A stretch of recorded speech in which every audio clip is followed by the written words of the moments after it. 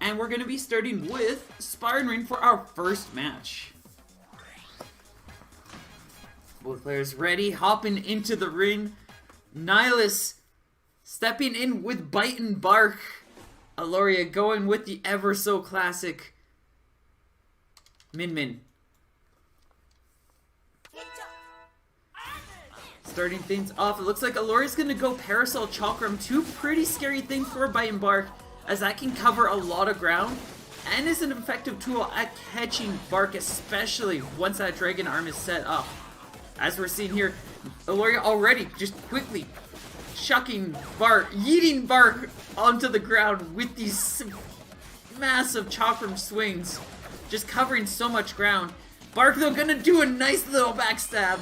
Quickly gives Nylis a little bit more room to work with, but Iloria is still just very hot on that pressure. And it's just preventing Nylis from really getting anything he wants going for himself. And misinputs his rush and is going to get cancelled out, but Barq going to return the favor and takes away Iloria's rush, keeping Nylis in the advantage.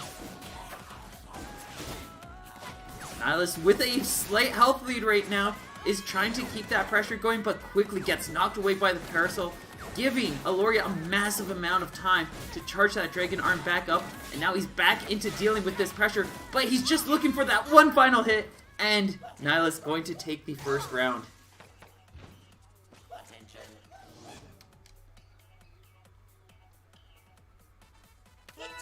Heading right into our next match, both players sticking with their loadouts, and Nylis gonna start off with 120 damage off of just uncharged Tri-Bolt, and he's gonna be able to land the rush. 320, blaze it. Get some hearty damage in there, and sets himself up with a solid health lead. Does have to be careful though, as that rush is going to come right out and deals a decent amount of damage, and now getting caught out by that stun grab combo.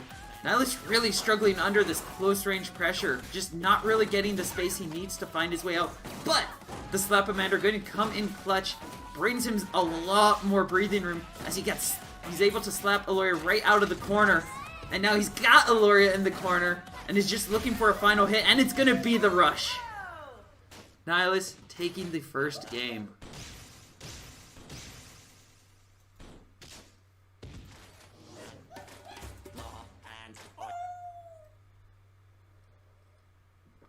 Byte and Barq is so amazing. Like, his movement is impeccable once you've got it really down. Like, his ground movement, a lot of people view Byte and Barq and Misengo as very low tier characters. But a lot of the reason why most people find those characters difficult to use is because they have two different styles to them that you're usually shifting between. And most people don't get that. I see a lot of people who pick Byte and Barq and they're like, for me, for example, I play Byte and Barq very ground heavy, which is good in a lot of cases, but it has a lot of weaknesses. And then I see other people who just live on Barq and they don't really know what to do off of Barq, because they're like, if Barq is up, I have to be on Barq, which isn't always the right thing to do.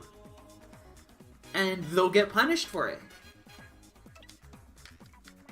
The same goes with Misengo and utilizing the pillar and utilizing when the time that you have your mask equipped. Is like, there are two different playstyles that a lot of people don't really understand how to flow those two together. They tend to pick one or the other, and then they work with that. But like, these characters would seriously be so much higher tier if people got to experience and see more of this kind of thing, where you get to really see Byte and Barq just in his environment, utilizing his movement and abilities like to a very efficient degree. Like, this is a very solid Byte and Barq we're seeing here.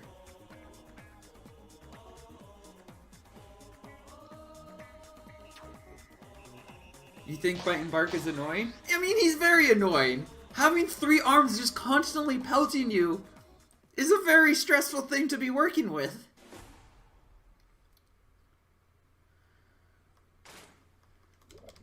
And it's a lot more consistent and easily applied than something like Dr. Coil's third arm.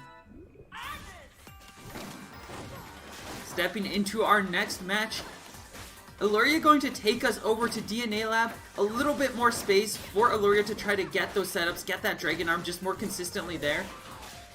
But I feel like that Titanate stage was actually working out for Iloria.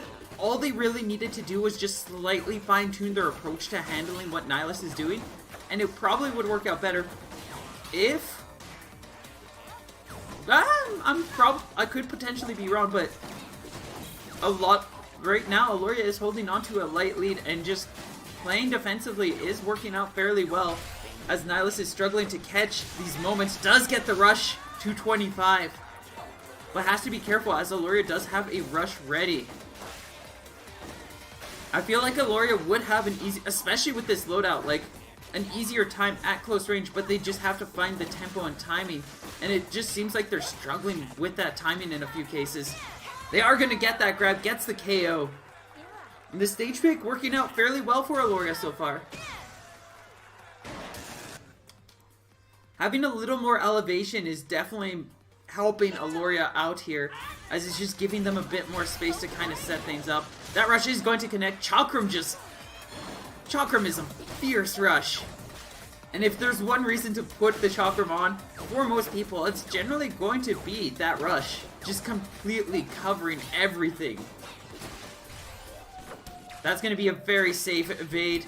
Iloria not really in any danger, as they had the option to just safely hide behind this pillar. It's definitely a lot of the fact... What's really working here is just Iloria is more open to really capitalizing on these pillars, these tubes, to protect themselves, where Nylis is just more out in the open and isn't really thinking about them too much, which is just giving Iloria a lot more space to really do what they want. Which is probably what Iloria was hoping for here. That rush is going to come out. It's not going to be able to connect this time. Charges Nylis' rush up, and he's going to be able to utilize it to punish Iloria for that rush. Now holding onto a light lead, but is going to quickly lose it as Iloria hits him with a charged parasol. Nylis in critical condition, cannot take another hit. Has to find some more damage. A stun grab combo would definitely be enough, but it's going to be difficult to land that, as Iloria is just playing very patiently, trying to cover his options and prevent him from really getting too strong of an opportunity. Does get a hit in though, and now it can very easily come down to a single hit, and that's going to be the Chakram, bringing the score to 1-1.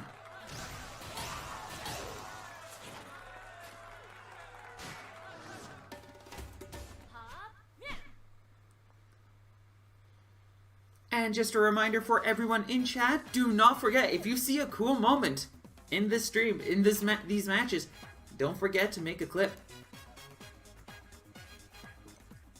I have, like, exceptionally little tea. And now I just spilled it all over myself. Cool. Don't forget to make clips, though. Do you see anything cool, anything exciting? Make a clip, share it with the community, share it with your friends, share it on Twitter, share it on Facebook, share it with your put a poster of it, a link to the clip at your grocery store. Helps the game out, helps the community out, helps this channel out. It's just good. And you get a cool moment that you can look back on and reflect. Don't forget, of course, for anybody who is competing as well, or anybody spectating, do not be afraid to ask questions. We are here to work with each other. We're here to learn and grow and understand each other. We're trying to improve There's no better way to grow and improve your talents than by asking questions. If anybody has questions, if anybody has any feedback for my commentary or players that you might see here, don't be afraid to let them ask first, of course, in a lot of cases, if they're comfortable with feedback. And if they are, don't be afraid to share information. Like, it is the power of information that really helps any group, any community, anything in the world really shine. Heading into our next match, Nylis has chosen Mausoleum as the next stage.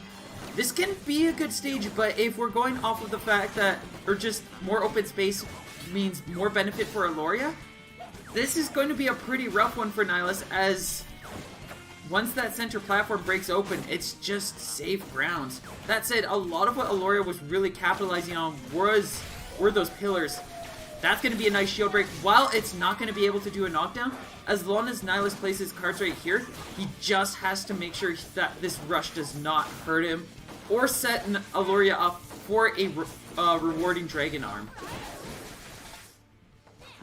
Iloria gonna go try to set up the Dragon Arm, is gonna be able to succeed. Nylis trying to charge that, get a charge up, but does get a knockdown, quickly taking Iloria out. And now that center platform is out. But Nylis is holding onto a light lead here, and just as long as he's keeping that pressure light and just covering that ground, he's holding onto some solid ground.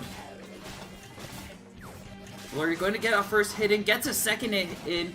20 seconds left on the clock. It can very likely be a rush to decide this, but Nylis is only looking for a single hit more, and it's going to be the Mander coming in.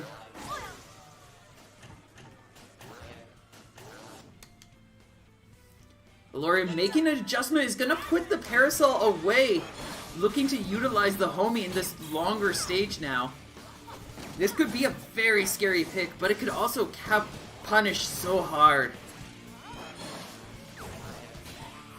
Nylis gonna try to set up for some pressure, a good confirm potentially, but Iloria gonna snipe him off of the trampoline with that homie. Just getting some nice damage in and holding onto a very light lead, which is gonna quickly get taken away from a single hit. Nylis trying to close in the distance, is playing very aggressively and just chasing Iloria. Not gonna go for anything too risky there, as Min Min's air dash is just such a powerful tool. And if Nylis isn't careful, it could easily allow Iloria to get a nice punish. But he's gonna get that stun grab combo, and is now holding onto some light ground, going to safely block out of this rush.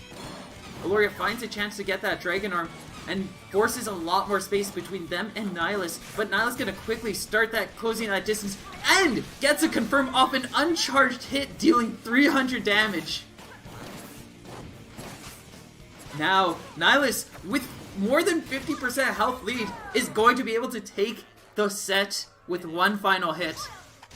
That stage worked out exceptionally. That was also just really good use of the trampoline and just general stage layout.